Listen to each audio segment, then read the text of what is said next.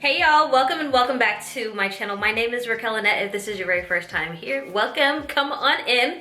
You're supposed to be here. You clicked the video for a reason. So today, y'all, I'm just gonna have a story time. I haven't done a story time in a minute, like a minute. I don't even know if people do story times anymore, but I had this story. It was so drastic and life-changing that I had to get on here and tell Kel's crew what the heck happened to me in Puerto Rico, y'all, because it was, oh my gosh, okay, it was a lot. It was a lot. So if you want to see what happened in Puerto Rico, go ahead and continue on watching. Before we dive in, please go ahead and give me a thumbs up, hit the subscribe button, and also hit the bell so you can be notified every time I'm coming up here to upload for you guys. All right, let's go ahead and dive in. Make it work, Jill dance. Make it work, strike a pose. Make it work, Jill dance. Make it work, strike a pose. I pull up, hop out, then I swerve. Do my two-step, my little catwalk, make it work. Make it work, Jill dance. Make it work. Where do I really start? I got girls that I'm keeping in the dark. Oh my gosh. So let's just get into it, okay? So yeah, Puerto Rico. I was so excited about this trip. If you guys watched my most recent vlog, you saw everything that I had done to get up to that point to go to Puerto Rico. I got lashes, nails, brows, I shopped, I actually planned, I did everything, and everything was going so smoothly, and it just couldn't continue to go smoothly apparently because of me and I'm an Aries, so I'm kind of a daredevil. I'm kind of a, you know, YOLO, you only live once. I'm a daredevil, like I'm gonna do something and I got my mindset to it, I'm gonna do it. So it was like day 2. The first night that we came, everybody just got there. We had some drinks, we ate, we went grocery shopping. You know, it was kind of just like a dutiful day. So the second day we were like, let's go to the beach, and we were all excited. We all got real cute, you know, got some sunshine, got some makeup, had a couple more drinks. And so we go down to the beach, and then before I get down there, this girl Daisy was like, you know, we're not going down there because it's kind of like Final Destination. Why? I didn't even think. I was like, whatever, it's just a little beach, just some rocks. What could happen? I'm invincible, you know? I'm 10 feet tall and bulletproof. What could happen to me? So I was like, yeah, okay, we'll see you back, whatever. So we literally have to like hopscotch down some broken stairs. That it's like one stair here, then there's one stair there. It was real ghetto, and we got down there and I was like, oh, this isn't too bad. It kind of looked like where Ariel got up on the rock and was like, ah. That's how Kels was feeling when she was up on that rock. I felt invincible. I felt like the ocean was calling me. I felt like this, I'm supposed to be out here. But wait, before I got up on the rock, y'all, I'm walking down. We're trying to like figure out where we're gonna put our blanket. Before I even could do, not blanket, towel. Before I could put the towel down, there was a stick coming out of the sand and I stepped on it. I was like, this is kind of like Final Destination. Why would a, like think about like if you're roasting a marshmallow, like a wooden stick, like you put it on there, it was sticking up and I stepped on it, I swear. And I'm like, that's pretty odd. Why would that be there? Now looking back, I feel like that was maybe a warning, like, Raquel, don't go up there. Everyone has told, this is the second warning. So Daisy told me I stepped on something else that was pretty freaking dangerous. And that was the second warning. The third warning was Kaylin. She was like, Raquel, be careful when you get up there. I don't know what kind of health insurance you got, but it's pretty freaking dangerous. I was like, don't jinx me. Don't jinx me. Don't say that. Everyone keeps saying, don't go up there. I just felt jinxed at that point because, baby, after we got those pictures, the wind blew me off of the rocks. The wind blew me off of the rocks. Have you ever seen the TV show Lost? Remember the black wind that used to come out and everybody got all scared and stuff? That's what the wind was like in Puerto Rico at that day at the beach. Something wanted to blow me off of the rocks, and it's just like, why? Why did this happen? It could have went 2 ways. I could have just listened and not got out on the rocks and got a semi-okay picture. Otherwise, I got on the rock, I got an amazing picture, a great picture.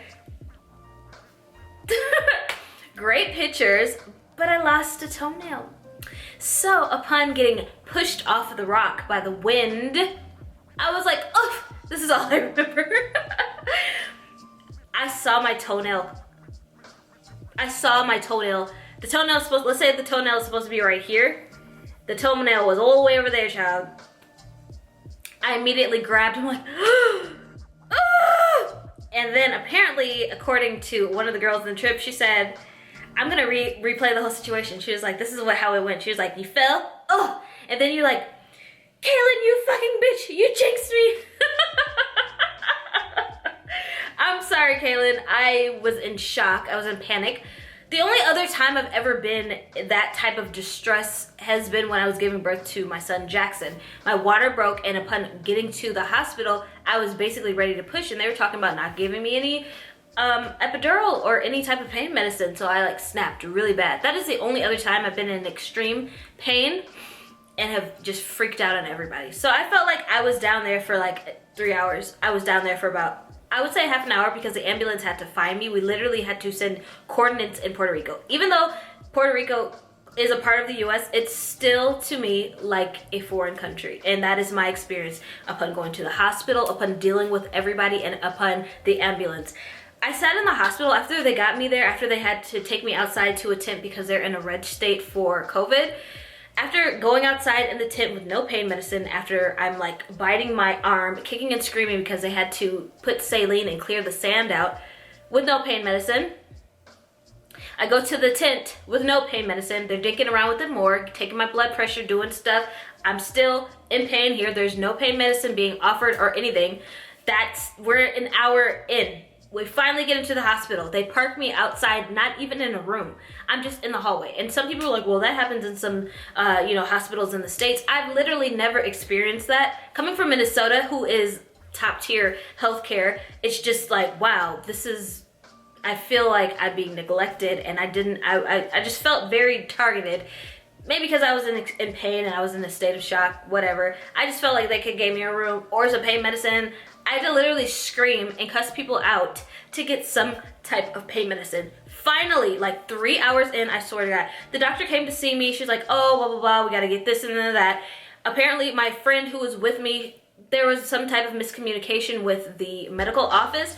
So she was holding onto a paper that the lady told her to hold onto when the whole time she was supposed to turn it in, and I was unable to get a wristband. If I didn't get the wristband, they couldn't take me back to x-ray and get me any pain medicine. So I had to wait another hour because of the miscommunication. And she was getting into it with the girl in the office because the girl didn't speak English, and it was just a mess. It was a complete mess, I'm telling you.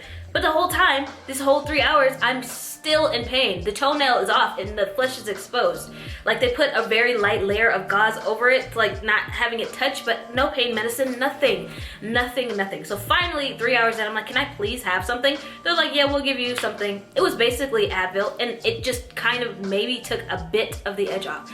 Imagine having this pain for that long. It's throbbing, constant pain that's like in your nerves for this long, 3 hours. So finally, after all that, after we finally get that, they go take the x-ray, and then I go back to the hall. They push me back to the hall, and then another half an hour passes, and they finally give me local anesthesia in my toe, and it starts to numb. And then like, as it's starting to numb, they're like, it takes a minute to work up to your toenail, because they have to insert it like at this part of your, let's say this is my toe, they have to start it right here, and then it works its way up. Okay, this camera died. Anyways, so yeah, as it's working its way up, she wants to take she presses onto the exposed soft skin underneath the toenail to see if the anesthesia has kicked in or not. Ow. Woo, that almost got kicked in her face. I mean, not being rude, but like, I almost kicked her in her face. I just kept apologizing for my behavior. I was just telling them, you guys, when I'm in immense pain like this, it's unrealistic. I don't know. I don't know how to act. I get deranged, I get very angry, and I just need the pain gone. And I was actually agitated because I was begging for pain medicine. And now, looking back at it, I was doing some research, and I see the research is like, when Black women are in the hospital and we say that we're in pain, no one takes us seriously. And unfortunately, that's what I experienced in Puerto Rico. I was in such a mass amount of pain for such a long time, and no one ever thought to take me seriously until I started to get feisty and say, what the hell is going on here? I'm still out here. Where's the pain medicine? What is going on? Until I started to, you know, voice my agitation. No one thought that, hey, yeah, this lady's toenail is exposed. Let's get her a little bit of medicine. And then even when the medicine was offered, it didn't really even help.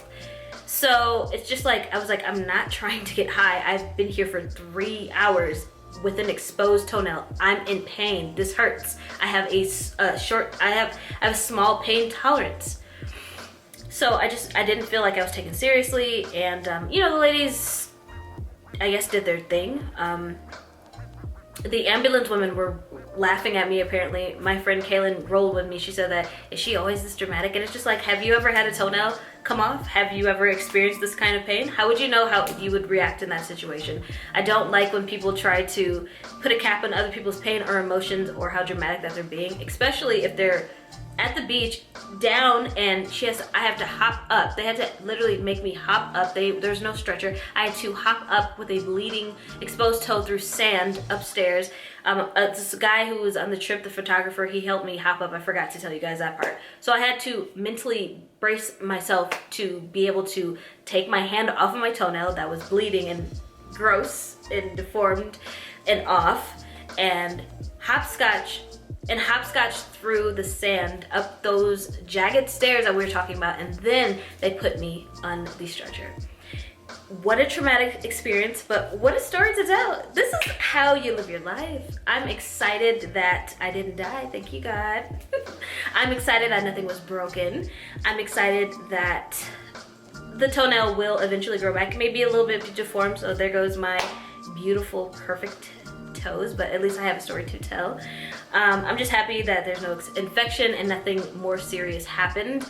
What I took away from this was maybe be a little bit more cautious than me just being the daredevil and saying, oh, I'm gonna do what I'm gonna do, what I'm gonna do. So, you know, and then also, you know, I've been traveling so much, maybe the universe is telling me to sit your tail down and focus on your YouTube, because you have an amazing crew over there and you should be pumping out more content. I do like traveling because I am a single mom with no help. I'm not saying that like, oh, everyone in my life doesn't help. I don't have anyone physically here in Vegas who, you know, helps me. So having the kids all the time, I just feel like it's a great, I like to go and travel and see the world. I really like it. I enjoy it. It is my thing. Travel is my thing. But sometimes, like now, the universe is saying ground yourself. You can't do everything that, you know, you're not Superman. So yeah, that's what I take care of it. Very drastic experience, and the gist of it is that my toenail was still stuck in my toe, so they could save it because the nail bed came up and the toenail. It wasn't just the toenail. It was a soft part underneath the toenail too. I want to make that clear. The soft part under the toenail and the toenail was off. It wasn't just the toenail. So I was sitting that entire time with no pain medicine, y'all. It was drastic, and everybody was like looking at me like I was a peep show too. I was like, if somebody's toenail was off, I would not want to be looking deep into it. What is this? Is this what is really up? I was so confused. Like, why is everyone staring at my toe? Ew, why y'all want to look at it? I still haven't even looked at it. I have to have somebody help me change the bandages the entire time because it's just weird. Like, there's stitches that you can still see out, and it's just not my thing to look at myself. I don't want to pass out, but whoo, it's a lot. So yeah. Yeah, they had to take the toenail and put it back in the nail bed and position it, and they had to do their little thing, and they stitched the toenail through it back to my toe. So that's where we are now. It's healing. That's what's going on, and you know, it's crazy because I was gonna get these lubes to bring to Puerto Rico. I was gonna get these lubes. I was gonna get these new slides from, you know, I was just gonna go and be real designer cute. And something just told me, like, don't get this designer for this trip. I swear, right hand to God. It was like, don't get this designer for this trip. And your future is never set in stone. Of course, if I would have just taken the precautions and maybe moved a little bit slower, because I was trying to like get off the rock. Maybe if I would have moved a little bit slower, you know, things could have happened differently. You know, your future is never set in stone, which is awesome. At the same time, like, you can create your future and you are really your own choices. So this was my choice. Unfortunately, experienced this gruesome experience in Puerto Rico, but Puerto Rico is a beautiful island. It was on red alert and there was a curfew. We did have a hard time finding food. We also did get lost at the backwoods trying to find one restaurant that was open. That was tragic. Someone had an anxiety attack. It was crazy. It was a really like crazy experience. Like, I really wish I could have vlogged everything for you guys because it was a good time and some crazy things did happen. So yeah, that is my story time. That's my story and I'm sticking with it. Send me your prayers so my toe can grow back normally so I can at least please have pretty toes. If I don't have pretty toes, how am I gonna get a husband? Y'all, please pray for your girl, okay? If you're here at the end of this video, give me a thumbs up. Don't forget to subscribe to my channel. Leave me a comment if you enjoy story times or if you have anything to say about this crazy experience. And don't forget to put your notification bell on so you can know every time I'm coming up here to upload for you guys. Thank you for listening to my story. I'll see y'all soon in another video.